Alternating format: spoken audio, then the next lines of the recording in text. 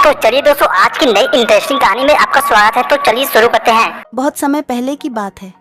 एक औरत थी जिसका एक छोटा सा घर था और उस घर में उसके 2 बच्चे और अपने पति के साथ रहती थी। एक दिन की बात है कि वह बाहर जा रही थी।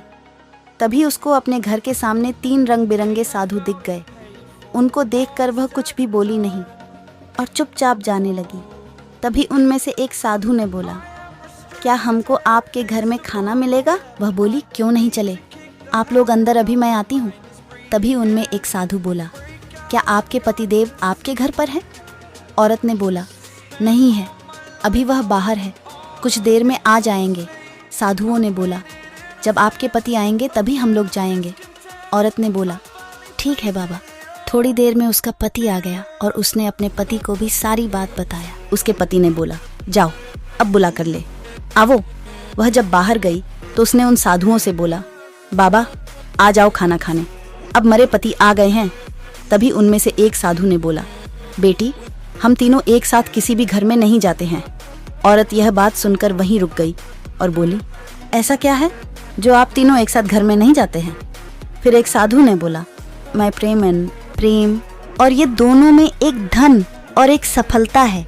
हम तीनों में कोई भी किसी के घर में जब भी जाता है उसके घर में वही चीज आ जाती है। औरत बहुत ही खुश हो गई और बोली, आप लोग यही रहो, मैं अपने पति से पूछकर आती हूँ। वह दौड़ते हुई अपने पति के पास गई और सारी बात बताया। तब पति ने बोला, धन वाले साधु को बुला लेते हैं। लेकिन पत्नी ने कहा, सफलता वाले साधु को बुला लेते हैं, सफलता मिल जाएगी तो धन अपने आप आ जाएगा। फिर दोनों में बहुत लंबी बहस के बाद सोचा, क्यों न धन और सफलता दोनों को एक साथ बुला लें। उसके बाद वह औरत बाहर आई और बोली, हम धन और सफलता दोनों को एक साथ ले जाना चाहते हैं।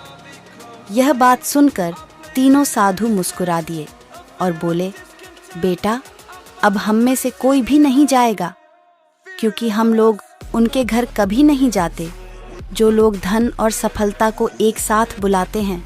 यह बात सुनकर उस औरत को बहुत ही अफसोस हुआ और उदास मन से घर में चली गई। इस कहानी से हम लोगों को यही सीख मिलता है कि कभी भी लालच में आकर कोई काम न करे। अगर वह औरत प्रेम को घर में बुला लेती तो धन और सफलता दोनों उसको अपने आप मिल जाता। प्रेम से तो दुनिया को जीता जा सकता है। दोस्तों, एक औरत और 3 साधु की ये कहानी आपको कैसा लगा? कमेंट बॉक्स में अपनी राय दे सकते हैं।